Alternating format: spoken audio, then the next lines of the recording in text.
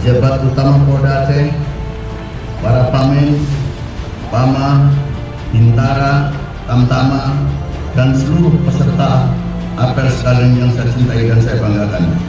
Kita semua dapat mempersiapkan diri dengan sebaik-baiknya untuk nantinya melaksanakan tugas-tugas dalam menjaga situasi Kamtipmas di wilayah hukum Polda Aceh ataupun ditugaskan di wilayah Polda lain apabila diperlukan.